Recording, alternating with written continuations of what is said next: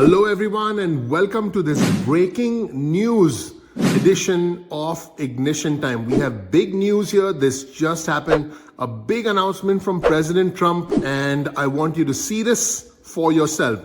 Welcome, everyone. My name is Dr. Nitin Chhoda with the Ignition Time channel. I'm your citizen journalist. Please click like. Please click subscribe.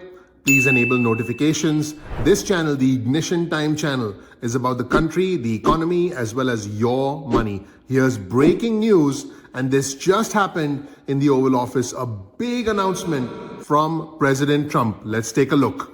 We don't have to spend this on military and I'm going to be meeting with China. You know, we were trying to de-escalate nuclear, and I was in a position where Russia had agreed and China had agreed we were going to start, and then we had a rigged election, so that never took place. But this one was too big to rig. We won by so much that it was too big to rig. During this free meeting in the United States, or would you travel to China to that? For what? A China meeting.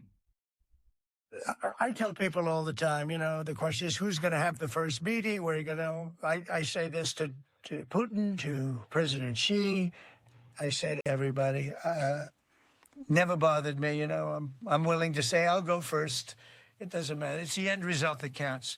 So it doesn't make any difference. You want to have a conversation about global defense spending, you, China. Look, to have that, as soon as things settle down, I'm going to have that conference, primarily with China and Russia, because those are the two that really are out there. And we're going to have them spend a lot less money, and we're going to spend a lot less money. And I know they're going to do it. They agreed to it. We were talking about denuking, denuking, and President Putin and I agreed that we were going to do it in a very big way. There's no reason for us to be building brand new nuclear weapons. We already have so many. You could destroy the world 50 times over, 100 times over. And here we are building new nuclear weapons, and they're building nuclear weapons, and China's building new nuclear weapons, and China's trying to catch up because, you know, they're very substantially behind, but within 5 or 6 years, they'll be even.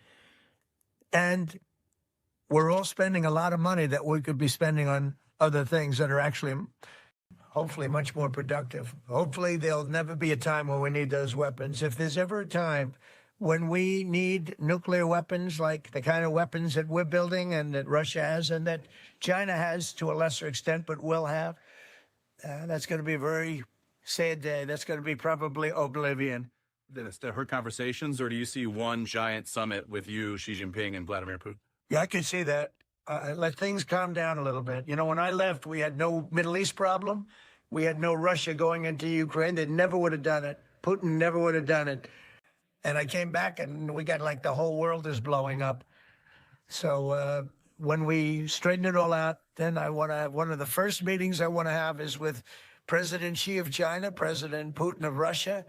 And I want to say, let's cut our military budget in half. And we can do that. And I think we'll be able to do it. Elon Musk identifies wasteful spending in the Defense Department, defense contractors, and the like. Are you willing to go after that spending as well? We have to go waste, fraud, and abuse. Yeah, and we're doing that. I'm just wondering about your conversations on defense spending. Would you want to do that as a trilateral, or would you use the existing body that also already includes China and Russia, the G20? I know it's the people. It's President Putin, President Xi. I don't need bodies. I don't need anything. It's people. It's all about people. It's about relationship and people. And, you know, I've had a good relationship with President Putin. I've had a good relationship with President Xi. It's about people. And I think when things straighten out, which I hope will be in the not too distant future, the meeting I want to have first is a meeting with China and a meeting with Russia on slowing down, stopping, and reducing nuclear weapons in particular, and also on not having to spend the kind of money we're all spending on weapons, military weapons generally. I think my question is, would you have those meetings separately with each of those leaders, or would you try to bring them all together? Both. You start off separately, and that's what was happening. I was dealing with President Putin. We had really an understanding where we were going to denuclearize. What a beautiful term that is, right? Denuclearize. What a great thing if we could do that. And we were going to, he really liked the idea, and so did I. And we had then called China, and China was very open to it. And then COVID hit, and then we had a rigged election. But now There was no rigged election. Now we have an election that was too big to rig. That's what my whole theme was, too big to rig. And they tried, but they didn't pull it off. Part of the reciprocal tariffs, would you also direct agencies to study the impact they would have on prices in the U.S.?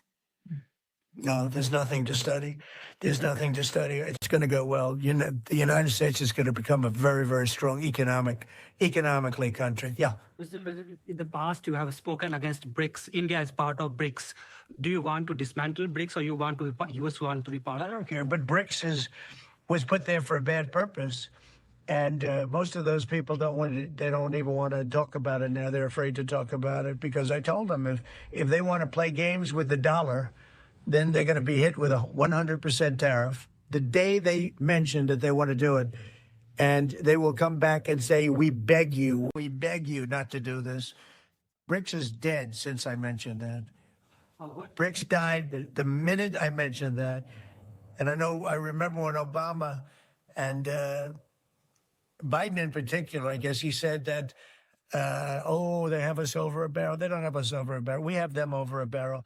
If BRICS wants to play games, those countries won't trade with us. We won't trade with them. And if any trading gets through, it'll be 100% tariff at least. You know what? When they hear that, what do you think they're going to do? They're going to say, look what happened to BRICS. They didn't want to talk about it. They don't even want to admit that they were a member of BRICS. That's what's happened. On your cabinet, sir, we saw Robert F. Kennedy Jr. get confirmed. He's going to come in here and be sworn in. Mitch McConnell has now voted against several of your nominees. He voted against RFK Jr. as the next health secretary, citing conspiracy theories.